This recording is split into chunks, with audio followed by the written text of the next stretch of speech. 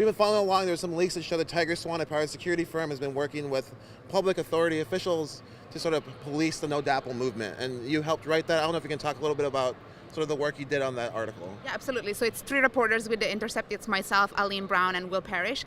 And basically we obtained a leak from a TigerSwan employee who has given us more than 100 documents, internal situation reports that TigerSwan put together between November and May for their client, which is Energy Transfer Partners, so the pipeline company.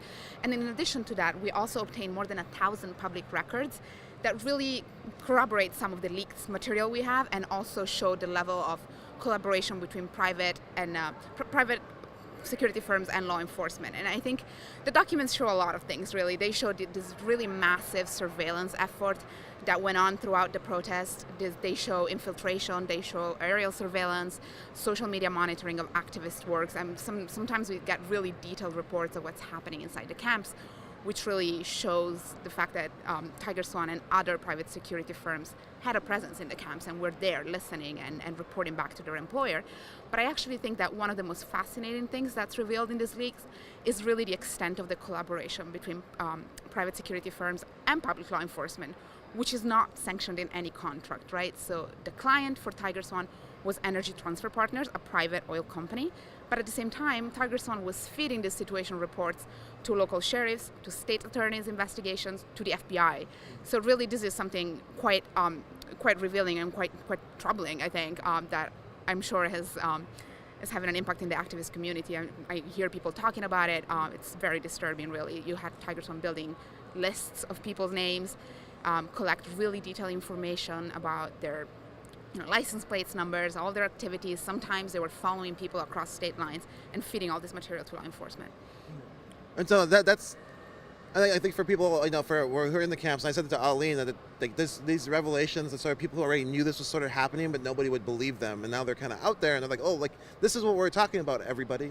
And the other thing I'm interested in too is that you're saying there's a public-private collusion, and how was this happening? Where was the spaces these were happening, and if you're going to kind of speak to that? Yeah, so the most interesting thing I find is the fact that this was not, as I mentioned, it was not sanctioned anywhere. So it was not public knowledge that this was happening. What did happen on the day-to-day is that TigerSwan agents that were on the ground regularly checked in with sheriffs and FBI and whatever other law enforcement agency was on the ground. Sometimes they were welcome, sometimes less so. I mean, something they talk about in the reports was their effort to get some sheriff's departments to respond more aggressively to protests. So they kind of had their own agenda in that sense too. Some law enforcement was very receptive of TigerSwan's material. Some were a little bit more suspicious of their role.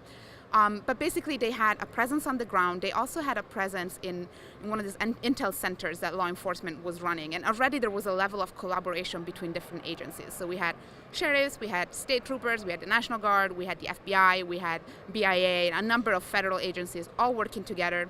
One of the things that our stories show is the communication that was happening between all these different groups as the protests happened. So for instance, one of the emails that we were able to obtain through public records showed that law enforcement was using a DAPL helicopter to watch the protests. And so that's that's the level of public-private collaboration that we exposed that wasn't really obvious before. And you're saying there was intelligence gathering centers, and those are called fusion centers, is that correct? And then within that center there was a TigerSwan employee? Yes. So fusion centers are something that's already by itself is something that's quite interesting. It's something that came about on the tail of the so-called war on terror, and it was an effort established by DHS to really have collaboration between different law enforcement agencies for counterterrorism purposes, basically. So we already have different agencies, local, state, and federal, working together, which is something that, it's problematic of its own.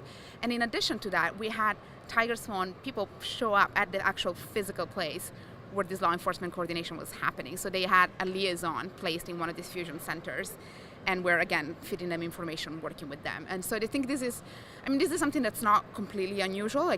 We've seen some level of private-public collaboration over the surveillance of other protesters. There are private social media companies, for instance, that are collaborating with law enforcement in surveillance of Black Lives Matter activists and other groups. But I think what these documents reveal is really just how extensive that collaboration is. Yeah, we're speaking of TigerSwan too. Like they started in the Middle East doing private security work, and they brought some of that language that they were using there to here. Can you speak to that a little bit? Absolutely. So, like, TigerSwan is a company that's mostly been doing defense contracts overseas. They operate in several different countries, but most of their work has been done in Iraq and Afghanistan, again, in the so-called war on terror. And I think actually one of the things is really disturbing about this report is that the fact that they were able to operate in such an unchecked manner in the U.S. against U.S. citizens just makes you wonder what the hell are they doing overseas, like where there's absolutely no scrutiny, no oversight, nobody paying attention to what they're doing. But what's also interesting is that, this is a military defense contractor that then comes home and brings with it this, this language of really counterterrorism. I mean, they talk about water protectors as terrorists. They talk about direct actions as attacks. They talk about the camps as a battlefield. At some point, they describe the movement and compare it to a jihadist movement, which I thought was absolutely insane. I mean, for lack of better words. And but that really kind of gives you a sense of the level of hostility and militarism that's been built around this protest. And so, and I was kind of, were they using that language in the reports they were sending? Like, so in the Fusion Center, they're sending these reports out with this language that they brought from doing work in Iraq? Yeah, absolutely. And one of the other things that we showed in one of the stories is that TigerSwan was feeding these intelligence reports that it was preparing for energy transfer partners. It was also sending them to law enforcement, and it was communicating with law enforcement about some of the things it observed on the ground. So, for instance, something that shows up in the reports quite a bit is racial profiling of Palestinian or other activists of Muslim descent or presumed Muslim descent, right? We know not all Palestinians are Muslim, of course, but in one instance, there's an email chain that we looked at in which in one of these law enforcement agents talks about a female activist of Shia origin and who has traveled overseas, and it kind of really shows you this level of paranoia and really racial profiling that came from TigerSwan and was fed to law enforcement. Okay, I think we have time for a few more questions. Okay, so another thing I was wondering too is, so when I was on the ground there, the sheriff would talk a lot about the need to do things lawfully and how like new people are not being lawful and this idea of lawful. And so was TigerSwan, what was the work they were doing, and were they doing, like, they have a permit for it? Well, TigerSwan did not have, this is actually another revelation of the story, TigerSwan did not have and continues to not have a permit to do security work in North Dakota. So they have permits in other states where they're also operating. And in North Dakota, they said that they were doing IT consulting work, which is, of course, a very limited part of what they were doing. To this day, they don't have a license. This is actually something that was just confirmed in our second story.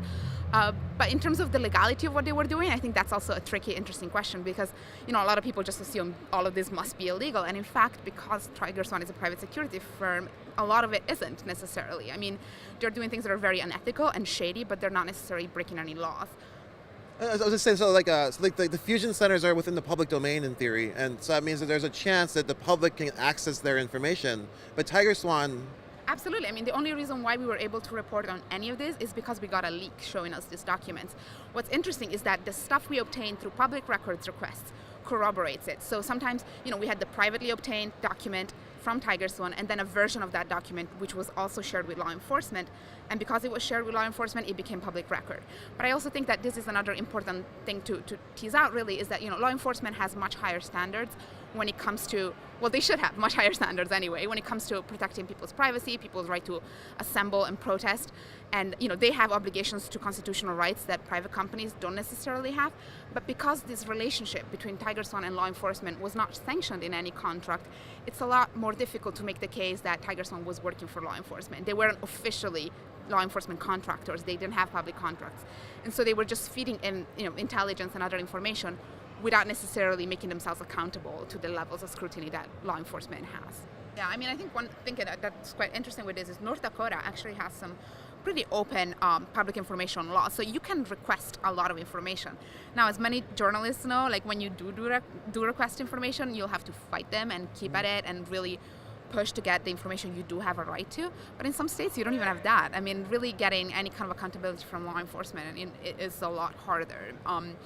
So I think, what I hope these documents do is, what we're doing at the Intercept is publishing all these documents, because I think there's so much in them that can be learned about, and that people that were on the ground and activists and other groups that came under surveillance can use these documents in a way that's useful to them. We're also hearing from lawyers that are hoping to use some of this stuff in court, and so because the documents are so expansive, we're just releasing them to the public as a public service, really. Of course, we're doing our due diligence. We verify the documents, and we're also going through all of them and contacting every single person that gets named in them, which is part of the reason why we're rolling it. We're rolling it out a few weeks at a time, because there's so much, and there are dozens and dozens of people that get named, and we want to make sure they have a chance to speak with us before we release their names, and if we don't get a hold of them, we redact their names. And is there any time frame that we can? I know we're speaking. I'm not sure if people just came back. But we're speaking on. There's gonna be another story coming out, and you're gonna release all of these documents. Is there a time frame when people can look forward to the story, or?